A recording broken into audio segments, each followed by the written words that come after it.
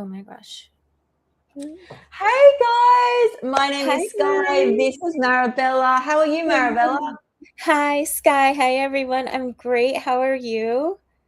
I'm good. I just ruined my live here. I'm just gonna add. Sorry, I just ended my live that I wanted to add um, into Instagram. I am really good. I'm very excited to continue this talk from last week. Yes, I'm so excited about this. Last week was my very favorite live with you. Just we went so deep, and we even got feedback from our audience, which was so nice. I think you got like a really deep really deep comment from someone, and that was really meaningful to me. So thank you for that, whoever sent that in. I'm not sure who did, but and we really got deep into your healing, into your what you went through. You went through so much, and what I found interesting is that it wasn't the physical that was as difficult for you as the emotional. And that just I was like, wow, because you went through so much physically with all the medications and things like that, but it was more the spiritual aspect that was so difficult, and the emotional aspect, and um, losing yourself. Like you said that you would rather go through all the medications and all the things that you went through versus losing yourself Well, the again. surgeries, like people are cutting into me every 3 months Surgeries, yeah, that's what I by the missed. end. Yeah. Yeah, and organs are being taken out. And it's interesting, I studied psychology for 5 years, and I think I must have known, right? We must have known what we'll need. I always think that we're put on this earth and we're given all these tools, and we always have the right tools for when we need it. But I promise you, to this day, the most influential or life-changing part of my journey is where I lost myself, where you split with reality, because it's funny, and on a spiritual level, how much of my ability to experience earth comes from who I am. And that comes back to the tools, right? I don't have, once you split, you don't have access to any education, any memories. Everything is, you can barely remember your name, but you used to be smart. So that's the other sad part. That things are missing, but you can't get to, this is what it felt like for me. I can't get to them. And there's a huge part, there's many parts during it where I actually felt like this is how karma works, where we are given so many gifts on this earth plane that we take for granted. But if like all of that is taken away and just a shell is left, can you survive? And why I mean a shell is, a lot of the time it's good faith, as in people's goodness of heart, which will get you up and into a shower, change your pants when you can't move your body. Like literally, like I felt like I had to live off karma and anything that people see goodness in you, or in some way, because I think it's hard for people around you when you're not yourself. You can't connect to them, they can't connect to you. So their memory or who they see you as changes. It's not like they see you and they're like, oh, that's Sky, she's so fun and bubbly, and a person's attracted to you. It's literally that hard depth of love that's going to have to pull you through. Wow. Yeah. And trying to find that connection, and were you even realizing like that were you even wanting to connect? Did you realize? It's like a panic. So first off, when how do you say, when I split with reality, and I spoke a lot about this last week, where it was like a very fractured, almost instantaneous process where you're just in panic. And this is psychosis, and dissociation is so different to anxiety and depression and not coping with life, because you're still not coping as you are. You have no memory of who you are. You're happier in daydream than you are in reality, and you're scheduled for long periods of time. So you can't even advocate for yourself. You don't make sense. What you say, if you do talk, does not make sense. And my sister, because I was with my sister and her friends on the weekend, they visited me a few times, and my sister was around me. And she goes, I remember you used to just get up and dance, and it was like you were when we were little, like you could not remember present.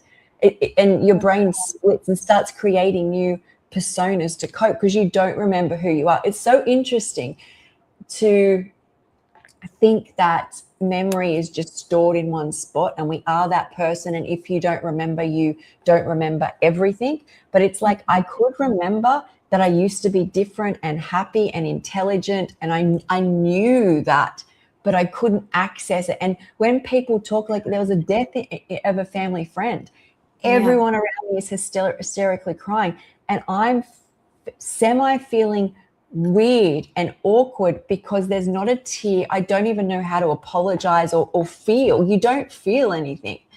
And it's, I think, to be in that state of trauma. And if you don't know my journey, I had 60 surgeries, 8 organs removed, literally a bedroom for 15 years straight. I would say it moved from 20 years where you just keep going back to bed, but then 15 years hospital or bedroom.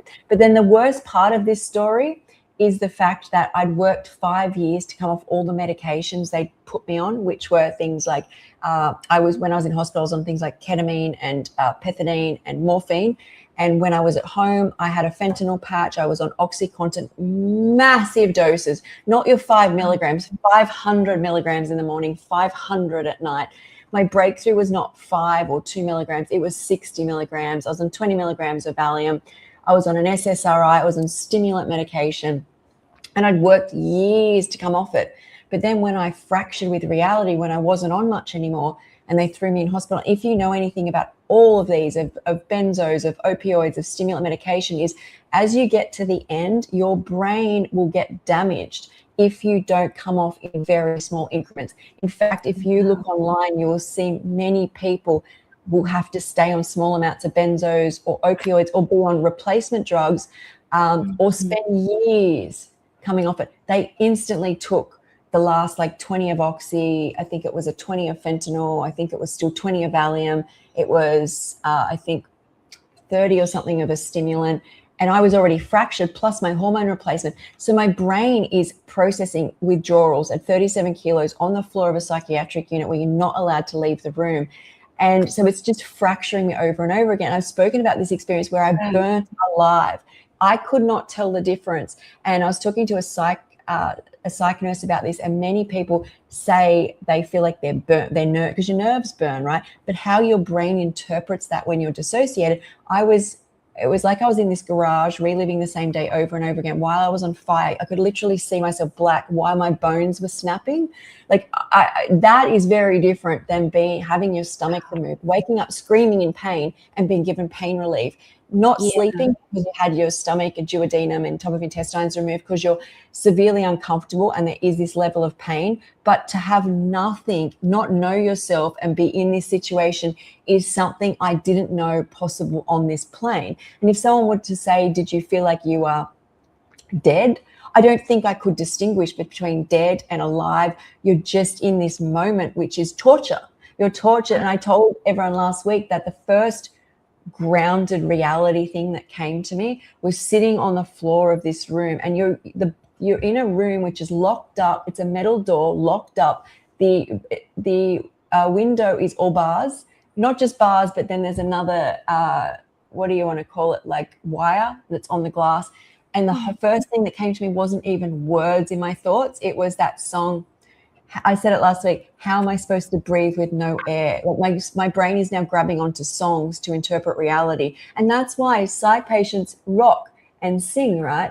How I lose myself. Like I will say, if anybody's known me from a young age, like I'm a really strong person, whether that comes through to keep coming back, as in like, I'm going to get through this. I do think the reason I could get through that is because I survived so much physically. But I remember just sitting on the floor. I don't know if I was rocking, but it's like self-soothing. But I looked out the window and I'm like, because there's no air. You're locked in a room. And I'm like, how am I? And the song is just, how am I supposed to breathe with no air? And I don't know whether the whole thing played, but it just kept going because I can't interpret the world. So what the brain does in those situations, and I had Lisa on my channel this week who was in a hospital, psych hospital. She had a heart attack due to anorexia. So she then got locked up for 3 months, and then you're not allowed to leave. She's not allowed to shower. Like, what? As I said, in this same hospital, I've had organs removed, walk in the park. To go through your spiritual awakening, which is what I believe psychosis is, Mhm. a spiritual crisis, or try and find myself. When I've been in a room for 15 years, the problem is, and Lisa said it, is you're not loved back to health, you're tortured. Oh, So it becomes a survival mechanism. And that's why I believe I got the FND a year later after shingles through the eye, mhm. where it inflames the brain, is I just could not cope with so much coming back. Once it was inflamed, I think I had a lot of PTSD. But I think I remember even being in that hospital when I started to get have like lower levels of thoughts, and all I wanted to do is study law to like punish the place. You just sit there because you're locked up. So you're trying to like Yes. experience life, but you're not allowed out. And they choose when they will give you a 15-minute break. And that's when Oh, I started putting flour. When I go outside, I'd sit on the ground, rub my feet in the ground. Then they're like, you're putting your feet in dirt. We're going to schedule you. And I'm like, this just, like, God help me. Like, this is yes, yes. nuts. Uh, Wow. yeah, so this is a good point. Sorry, Maribel, I've gone on a lot here. But like people with dementia, I believe it's easier. And also, there's more dopamine around music, right? And also, I did learn in Yes. hospitals that music lights up, it is the only thing that lights up all areas of the brain. So Yeah. even if one area is being shut down or damaged or doesn't function anymore, music, I think, can link it all through. So Mhm. it's like, I remember even in the hospital, you're not allowed, at that time, there was no phones, there was no stereos, but there was a little radio player that all of us would come together in there and like bend the aerial so we could get a little bit of reception. Or they had CDs that they chose when we were allowed to have, and they would take off us when they decided. It's like, so to be taught, basically, the thing here is, I think that psychosis is horrific, Mhm. but to be tortured back and not love. When you're in a private hospital, and I was offered, because I had private health insurance, but I was so scared. I was like, oh my God, that could get me. You're not, I knew private, old Sky, before you dissociate, knew private was better. 100%. I would have gone, yes, I want this doctor. I could Right. advocate for myself. But I was like, so scared. I was like, okay, I know some people here. I know the doctor. I can't. But I also think that my strength comes from being so broken. Like, if I was to say what actually snapped my soul in half, that I had to come back from, it was that initial moment. But then I ended up back in that hospital, another psych hospital, and scheduled for 10 months after I had shingles through the eye. So it goes Wow. on. But Wow. That's incredible. And the your point to the music is that if we even hum, it does something to our bodies. Music is so powerful. That is one of the ways that we can nurture ourselves back into good health and feeling in a high vibration is by singing or humming, toning. It doesn't matter what you sing. I mean, it kind of does matter what you sing, but if you're resonating with it and your body loves it, do it. Um, that is a way back to health. You can sing your way and hum your way back to health. So, and it sounds like music did play a huge part. I know you and I have an episode where we talk about yes, music I was and just how thinking of that. That's where it was. uh-huh. I have used make Yeah. believe about 3 times to bring myself back. Mhm.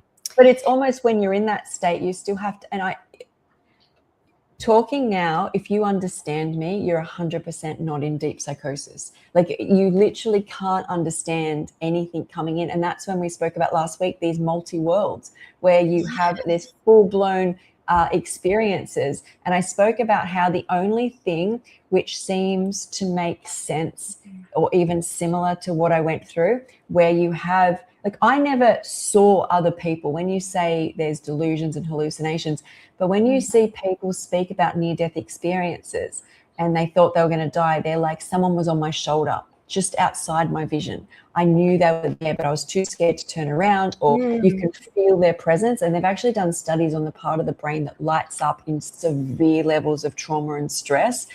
And so I never saw anyone. I could feel, and in my mind's eye, knew the feeling of who it was. And that's Mm. why it's like, you call them angels, or people that help guide you through. And all the Yeah. people who go through these near-death experiences, I'm talking about not stopping breathing, but like falling off a cliff and having their leg half hanging off, and they crawled out, and they're like, someone was with me the whole time. It's like that, but you have to apply severe levels of stress hormones to a human for them to have this sort of response. But I did want to say, somebody's also said, so when you split with reality, that was psychosis. So the other thing you have to understand, I reckon, so I spent 4 months in that period in an acute psychiatric unit. And then I did really well when I had really no memory. Then I got shingles through the eye, which lit up my brain because it was so inflamed. That's when I got the functional neurological disorder, had to relearn to walk and talk. Then I was in a psych unit for the next basically year and a half, 10 months in an acute unit. In that period of time, so it's like so that's like a 4-year period of time. I reckon I've had every diagnosis known to man. And this is what you have to understand about psychiatric illness is it's pretty much all the same. It's just where somebody catches you or how you continue to manifest coping. So when I first went in there, they said, because I had with everything I'd been through, I had no history of mental illness, except I'd been diagnosed with ADHD and levels of anxiety as I went through having organs removed, right? So no psychiatric diagnosis until 36. So they said what they called it at that time was a split with reality, where somebody goes through so much trauma, they can't be present anymore. And it may never happen again. Some people just go through split once and then it may never happen again. And you go home and you try and go on with your life. Then when I had the functional neurological disorder, which is basically like shell shock or conversion, they used to call it conversion disorder, where someone's been through so much trauma, I couldn't walk, I couldn't talk. The communication from the brain to the body just cuts off and you get weird tremors, you have seizures. So there's that. But then when I was in for 10 months this time, I was diagnosed with multiple personality, bipolar tendencies, suicidal tendencies, some sort of ideology, anxiety. Every time the same doctor or different walked in, they're only with you for 15 minutes and they see like 20 or 30 patients a day, every day. They just chuck you with some new diagnosis. Now, if you're going through a lot, you're going to cling on to that. And then people start identifying with it. Don't identify with it. Don't identify with what some doctor who doesn't know you tells you. Because I would be walking around right now going, I have all of these diagnoses. So they basically throw at you whatever that day they see you display. And if you're in a psych unit, you will watch people display all sorts of different things at all times to try and cope. And in a psychiatric unit, when you talk to someone, I'll give you an example of somebody else in there. These levels of trauma, that people who stay a long time, not in and out, right? So a guy in there was about to have his leg removed due to diabetes. He'd also had multiple heart attacks, and he used to be a police officer. It's very common, police or what are they called? Ambulance. So he was telling me he was down in Melbourne working, and his wife gave birth early to their 4th child. And once he couldn't get back up there, and she was driving, I don't know whether driving down to meet him, I think driving in her area after with all the kids in the car, including the newborn, which he had not met yet. And a truck driver on drugs swerved on the wrong side of the road and took out his entire family. So these people, and then so he had, I think, severe depression. He was about to lose his leg. He had 3 heart attacks or something. Like the people in there, when you hear their stories, another lady in there that kept going back through had just been, something about her car had just been burgled again, but she lost her house and her daughter in a fire that she fell asleep to, smoking, left the cigarette. And so these people, I'm just going to shut this blind so you can see me a bit better, have been through things like that I've never heard of. It's not like they're really unique situations. So but also these are not great for healing, right? Is you want to heal and you're in a place locked up with a whole lot of people going through trauma. Wow. So, yeah, and there's something to be said for our bodies believe everything we tell them. Our bodies believe everything we tell them. So if you are told something and you believe it, then it can manifest itself. to the I positive. believe it all. I Mhm. believe it all manifests itself. I believe that, Mhm. like, if you, so my life before that point, most days up until, so from 16 up until when I had my hysterectomy at 30, even though I'd had my stomach removed, I'd had the congenital disease removed, I'd had multiple surgeries, more gut surgeries, many pelvic surgeries, was basically screaming in pain from at least Mhm. 25. So I go through periods and then they give me some sort of surgery which would relieve it. So from 16, there'd be years where I'd just be in pain all the time, but I was in so much pain. Like, that's imprinting itself, right? And then Yeah. I have the hysterectomy, that pain goes, but I have to come off all the medication they put me on. And every time they drop the medication, my body can't take it. That's when I just lost so much weight. Could barely get up. And like, everything's imprinted, and it felt like at that point I had to process, because if you're in pain, all you're worried about is not being in pain. You're not worried, like, Yes. you're not reminiscing on playing as a child. You're not reminiscing, like, thinking, oh, I'd love to go to No. Europe.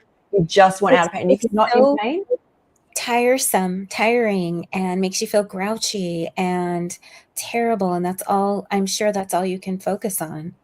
It would be hard to focus on much else. well, you're so scared. Like, when you're not in pain, you don't want to move. You do want to do things that don't cause pain, Yeah. because you don't want to feel pain. And then I think you get to a point, right, where enough medication's removed, and I haven't processed anything and missed most of my life. And then it makes sense that I feel safer in make believe Mhm. world, or, Yes. like, I don't believe make believe or psychosis is essentially just made up for one person. I believe, like what that person said, it's like many, many worlds, Right. like infinite, right? I Um, wanna say hi really quick to JJ because she said the universal language is a smile. Hi, JJ. That's our JJ. she might be there Hi. making her salad for dinner. Yeah. Um, I'm going to come out as a psychotic to my parents. How should I bring that up? Um, I don't know anything about this. I'll let you take this one. So I don't know what that even means. I don't So know how to. you've been diagnosed as someone who is psychotic and has psychotic tendencies? And I saw a great person speak on being psychotic and a serial killer and things like this, and a narcissist. And they were saying it's the same as a cancer cell. I think the post is still up on What? my story. So Oh, I wanna look at a it. cancer cell basically symbolizes the fact that the body and the person has disconnected from nature, Mm, people, love, all of these different levels of who we fundamentally are as people. And yeah. like the cancer cell and like the narcissist or someone who has psychotic tendencies, um, if you start reconnecting the person to, like, you don't see a narcissist or someone with psychotic tendencies or a serial killer spending their days talking to plants and flowers and grounding and ocean and what do you like to do? I love sunrise walks.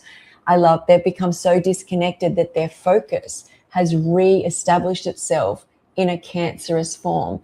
Yeah. And it's a really good, I can't think of the guy's name. I think he's a doctor, actually.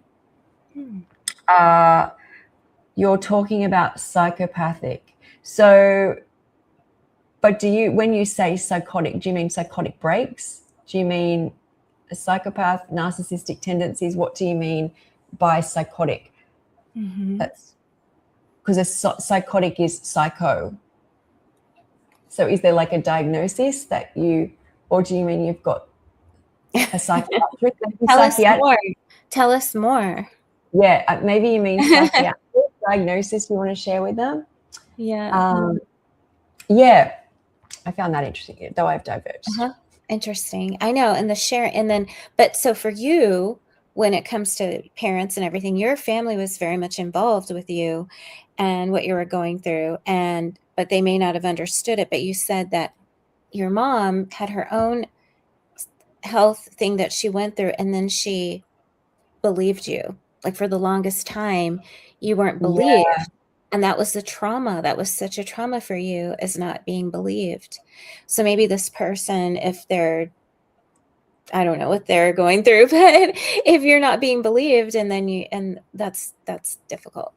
But Yeah, I think you have to. So if you, from my situation, from 16 up until 23, when they found the rare disease in my hip, I would consistently be crying in pain, going through issues, but every blood test and every doctor said there's nothing wrong. So it all resulted in this idea that I'd made it up.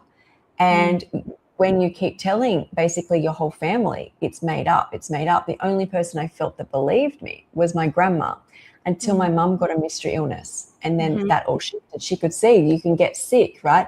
But the times have changed a lot now around chronic illness, and it's very prevalent, unfortunately. Most people to some degree have some level of chronic illness, whether that's chronic pain, IBS, anxiety, depression, ADHD. But back then, and it wasn't any of those in the end. I had a rare congenital disease that I was born with. But for years, I wasn't believed. And that is probably my biggest trauma.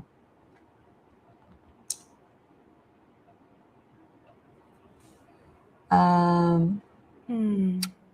would love you guys if they were a little bit clearer with this. So when you say your husband is going through this, the sexual abuse came back to him, the drugs, the hospital, the psychosis, was this part of something he went through with the abuse when he was younger, or is it trying to cope with the memory now with the drugs, the hospital, and the psychosis? Because, yeah. So also when I went through psychosis, I wouldn't allow any person that I knew to come through those psych ward doors. There was no love. It was just everyone's done this to me. You didn't want any visitors? Yeah.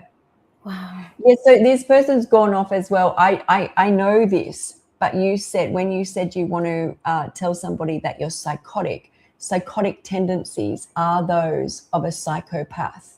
A psychotic, if you Google it, you're talking about psychosis. Psychotic was not disconnected from reality as far as I knew. Psychotic tendencies are behavioral tendencies. The memories, how they have him dragged beyond. Oh, it is trying to cope with the memories. Psychosis now. They have him drugged beyond sense. Yeah. And that's, like, to me, the worst thing, because nobody can process. So I've never processed. So I was on an SSRI for 25 years. I was on amphetamines for 10 years. And I never processed a single thing until I came off it. And I think that was a huge problem as well. Right. If that makes sense. And also because, well, and also you're just now getting different parts of yourself back, like the feisty side. And Yes. It's like, I believe medications have a part when things get dangerous, but if you're still on these medications in 10 years, I believe it's just, you've got to look at some way to process things, even if that's part of your filter, which numbs you, right? And you slowly bring it down, and you can sit there for 5 years. But I've never processed a single thing medicated, whether it was the opioids, the stimulants, the SSRIs. Then they drugged me with antipsychotics and what else? Antipsychotics and Epilim and things like that. No, I did bring it up. So we're talking about here, it says psychotic symptoms are delusions, hallucinations, and disorganized, incoherent thoughts, but it's not a diagnosis. These are all things that, are you going to just, that's what I don't understand. yes, they have him on 6 medications. He was literally drooling. The more medicine they gave him, the worse it gets. I am so sorry to hear that. And that's what it's like in those places. Tell us how you came back from all this and what it's Okay. like now, because sometimes you will go through spells where things will happen and it will trigger, and you will deepen your healing, or you'll get memories back, whereas you didn't have the memories before. But true.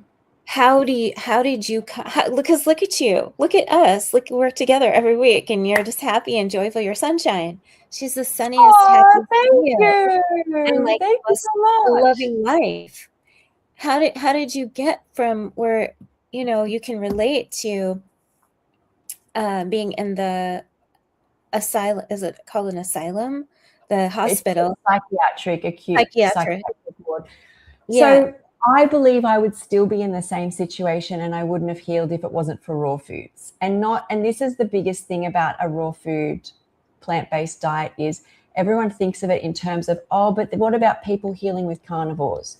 It's not the same. We're not talking about fixing something physically. We're talking about this idea that spiritually, and this is why you can't force it on anyone else. And even healers like Dr. Morse and people like that will state that, parents or family members come in and they're like, this will fix the person, but they don't want to do it. I feel like the raw foods are basically spiritual symbolism for, like, they're little packets of light and you start putting it in. And I started to see things, not even when I say see things, see reality. When you first eat raw foods, and I spoke to a girl who's doing raw foods yesterday, just started, she goes, it's a completely different reality. She's not sick, she's a marathon runner. She goes, yes, how are we in a different reality? And I'm like, that is the reality we were supposed to be in at all times. And so yeah, it was almost like it changes from everything being fear-based to love-based, right? Because we're mhm, changing a frequency. If you think of raw foods, it's the highest frequency of foods. mhm, On a scale of angstroms, and I've spoken about the angstroms before, where you've got fruits at 13,000, vegetables at 8,000. This is uncooked or processed. Then you cook a piece of broccoli and it drops to about 4,000, sometimes 3,000. That's not even processed food. So yeah, that's the measurement of electromagnetic electricity. So if you get a system like a human and you start putting high electromagnetic food in, they can't not be high. And I mhm, just clung to that food, and my reality went from fear-based, which I think was triggering basically this dissociation and this inability to process what I'd been through. And I was able to come, basically, I actually think it was like seeing a whole new earth. yeah, I I don't bet. think at the start I started processing things. I think it's taken till now, which I've shared, and why we're doing this and why so much has come up, because I'm in my reality now where my past is in it. Like, this is my place.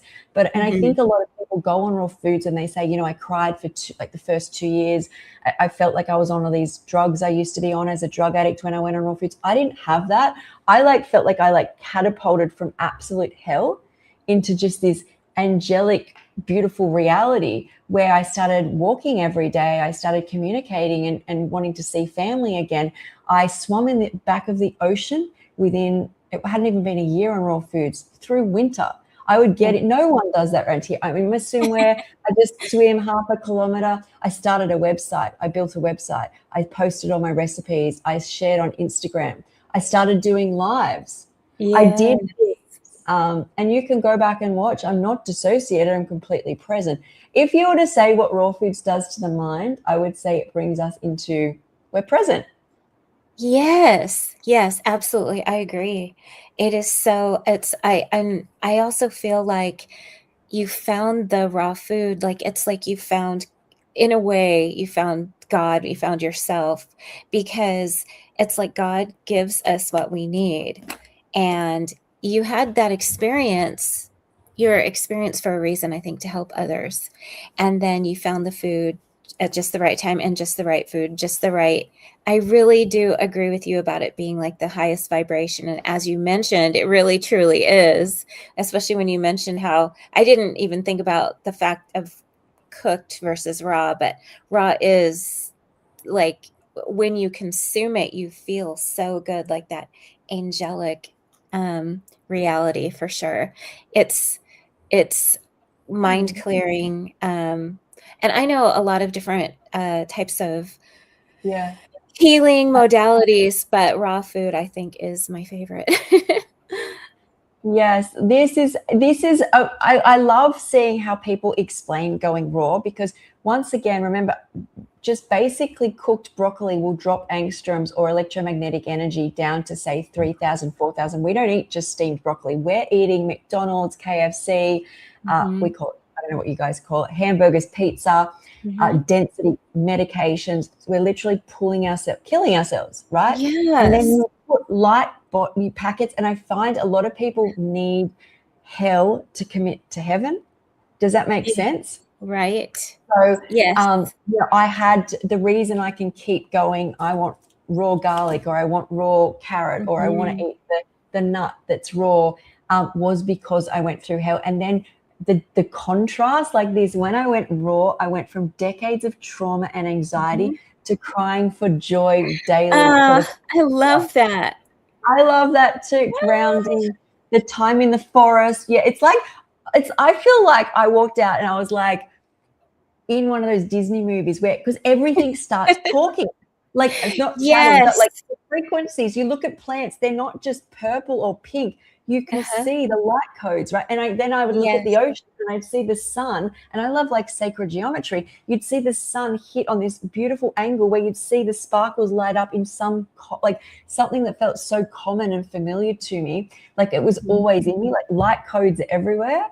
Yeah. It's exciting. I love it. It's very childlike. Like the Yeah. experience when children go out into the world and they're seeing it for the first time, it's kind of like seeing it for the first time, or it's like seeing it after a spring rain where everything's so alive and vibrant, and the flowers feel like they're singing, and you can see their auras, you can see the colors, and the like they're talking, and the trees.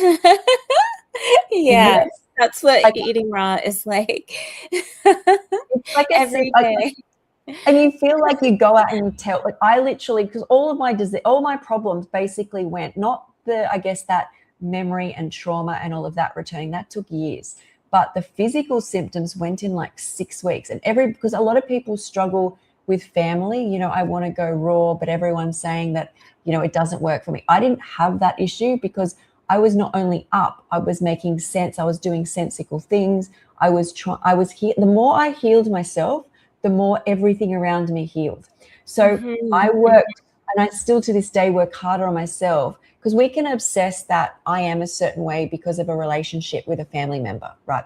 My whole world is torn down because of such and such, right? But I found everything healed the more I worked on me. And you hear this, old text says Yes. this, but until you actually experience it, Mhm. that you are like, I want love in my body. And then you start to go, well, if somebody's yelling at you, I think they're not loving themselves. Your interpretation changes, right? It's not a me thing, it's a them thing. And then it was like, so I Right. should work on me more. And I'm like, grounding more. And there's just Yes. the universe speaks, like you get these downloads, like these. Yes, you do. You get these ahas, and especially if you're pairing the raw food with nature, you get very, very clear. And since going raw, all of my relationships have either gotten better or they've dissolved. Like, it's Yes. either like they're great or they're not for me. They're either for me and they're great, or they're not for me and they're gone. It's so incredible. It's absolutely amazing. And then, the ones that leave, like for the one that leaves, two really great ones come back in. So it just helps you to thrive because you're so plugged in, so tuned in. And I And think people yeah, fight that, right? yeah, right, right. People I hold think on, we're people, like, no, I'm not, I need this in my life, I need this. But if you up your yeah, frequency and things don't match your frequency, they cannot be with you. Like they exactly. literally cannot exist there. So if you No. hang on to it, you'll pull yourself down. And this is like spirituality, finding yourself, why we're here. Yes. Mm-hmm. Somebody says they do their best work. I do In my psychosis. best work in psychosis. So, in that being said, what if what happened to me, and this is what I believe happened to me, is that psychosis got transferred from density, which is medications, protein things, smoking, drinking, making bad decisions, not even knowing how I survived, to starting to change those bad, dense habits to packets of light. So I feel like what I'm doing, like I saved my life in psychosis, right? I was alive, but I wasn't thriving. And when you start changing your psychosis from density to light packets, and that's sunlight, grounding, calmness, ocean. And I feel when you're in psychosis, you really can't think your way out of it. You have to make sure you're putting, because you're so dense. Like I feel like it's this density that's a good way to describe it. It's so dense that you've gone into like, I don't know. There's no light left. And then that's what it felt like when I think of mental illness, is it got so dense, and how you cope is more density. And the people that end up around you when you're in hospital are in density. And all you talk about is, as I said, horrific traumas that I mentioned early. And so you're spinning a density.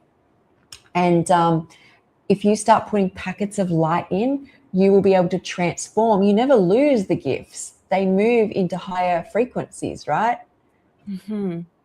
I like the packets of light, the way you say that. Yeah.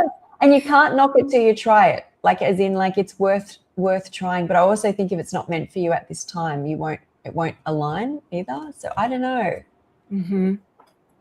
I love this too. That's funny. I watched your live stream. I love that. I did do a video on that. I used to watch so much on that. Do you know why? Because people always say to me, oh, you're so intuitive, Sky. And my intuition saved me more than education, right? I went to university, studied psychology. What else did I do? I went to a private school. I used to spend a lot of time seeing what journal articles are written on disease and health and mental health. And when I bring up photos, the most educated or indoctrinated I was literally the sickest I was. Oh. When I got FND, functional neurological disorder, and also when I first associated, you can't watch TV. You can't see things. You're in a different reality. You can't talk to people properly. If I could remember my name and address, it was a very good day. So, wow. Yeah, so you free yourself and you can't remember things.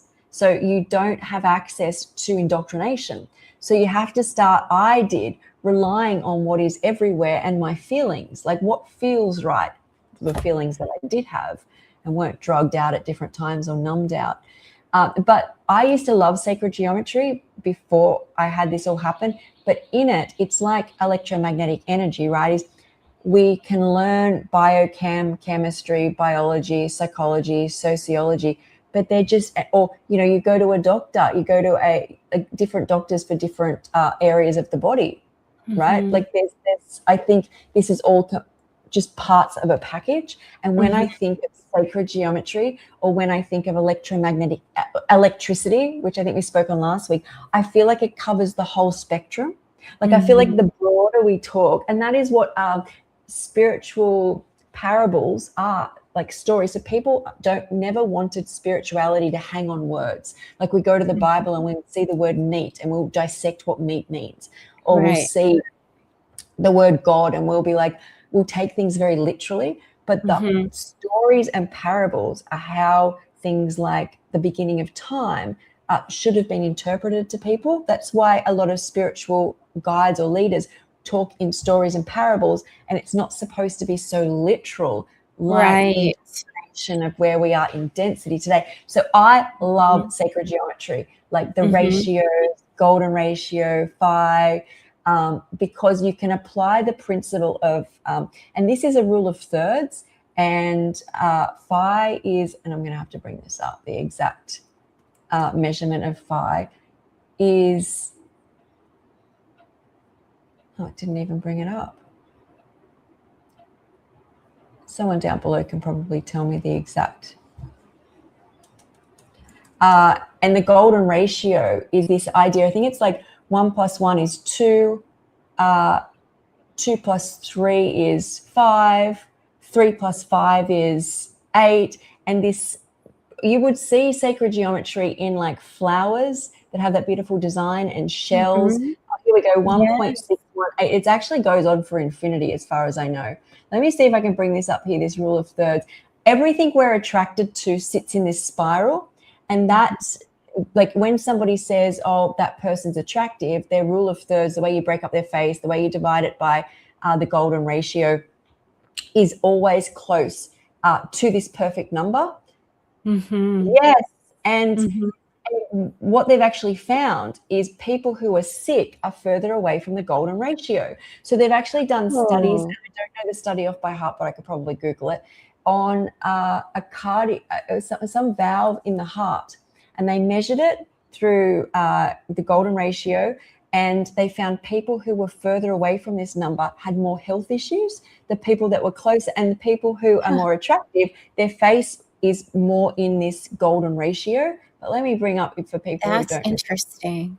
But it apply. I love things that apply everywhere. I can't stand that science, which I studied, has outliers. And that applies to 63% of society. And I loved that fruit and raw foods applies to everybody. I love that electricity flowing through somebody's body, and how Dr. Morse talks about the electricity in fruit. It applies to everybody. Your body will lose inflammation if you start putting whole foods in. And I love that sacred geometry applies to everybody, because it really bothers me when people are like, oh yeah, this is fact because it sits in, this certain ratio or percentile. And let me see if I could bring a bit of it up. So it's like, can you see? Oh wait, let me bring it on the screen. So it looks a lot like that. Images. Can you see that? Yes. See that. And we can see it in like shells, and we're very attracted to people very closely in this ratio. But it's not just a beauty thing. It's also a health. Beauty is a sign of health. What doctors know is that people who are attractive have overall better health. Yes. So it's like, here. Share this tab instead. I could spend all day looking at this sort of stuff. I love this sort of thing. It's so fascinating. It leads back to what I said earlier. Yes.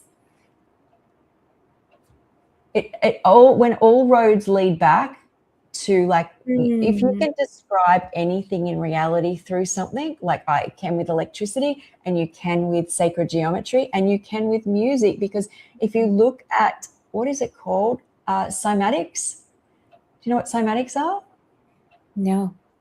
I'll show you. So they're those beautiful patterns that come when sound creates shapes. Have you? And you see like those. I think I've seen that. I just didn't know the basis of life.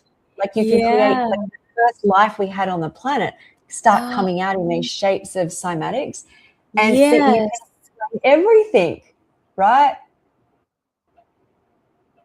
I'll show you these laws of everything. Oh, can you see that? Yes. I see the beautiful shapes. They look like snowflakes. Yeah, so like the cells, and even cells dividing, they can recreate with sound, music. These are like laws of absolute, right? Where they apply to absolutely everything. Cymatic sorcery and the flower of life. I forgot about all of that. Look at that. I want to give a shout out to my favorite YouTube channel, which got me through some rough times. I don't watch it as much now. It's called Spirit Science, and it does everything is spoken in parables and explained, like where all science comes through. It's in like cartoons, but I love it. I actually ordered their cards. They have oracle cards? Yes, but they're taken 2 years. I was on back order. They're still coming. I trust them. Oh, wow. Yeah. That'll be fun when they arrive. Yeah. We'll have to bring them onto our podcast. Yes. So fruits are sacred geometry and golden ratio. Yes. So when we open fruits, they're more in alignment with this sacred geometry than Big Mac. But then when they create burgers and logos, they use this sacred geometry to brainwash us. That's the conspiracy theory. Oh, okay.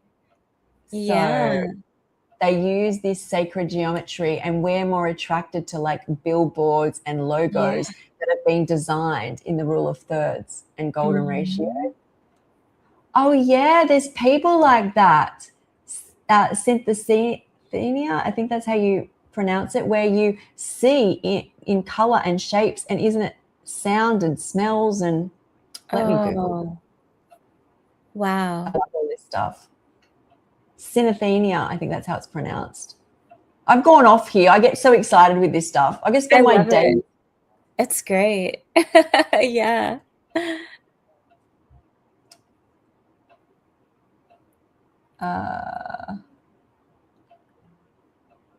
Anyway, I've spoken a lot today, but at least I feel like it's good that if someone was to say, how did you survive all you have, Sky, like all of those surgeries, but more so, how did you come out of the psychosis? And I think the only way that you ever come out of it or ever move forward is in every snapshot of any reality you end up in, whatever that looks like, psychosis, depression, surgeries, medications, is in the snapshot even of reality now, grab on to the thing that brings you the most joy. And for someone who's depressed or in psychosis or just having surgery, that is going to be harder, but it still exists. It's like when someone comes into your room after surgery and brings you flowers. You can Mm. choose to focus on the moody nurse who's looking after you and vent about it and create more negative energy, whinge about it to maybe the person in the bed next to you, or you can choose to see the flower and the sunlight coming in the room. And the strength it can take, and I still do this to this day, because life can seem like hard sometimes or things can come up, is if you go back and train yourself to see good, that's what you Mhm. default back to, right? So, Right. Yeah. and so The more I, good you put in, the more you default back to it. Just like when you start on a raw vegan diet, your body starts to crave what you put in it. So you start to will crave the raw food, the green juice, the salads, the fruit. Same thing. amazing. I love this. Somebody over on Instagram has said their name is Golden Gal Photography. I practice biofield tuning, which works on electromagnetic energy field. And when you put water in a singing bowl, you can see the pattern in the water. Oh, wow. I'm writing that down. Biofield tuning. Thank you So for there was sharing. there was a documentary I watched, and I've looked and looked and looked, and it probably is on my old when I was sick YouTube channel, but I've got so much saved. I would need a day to try and find it if it's still up.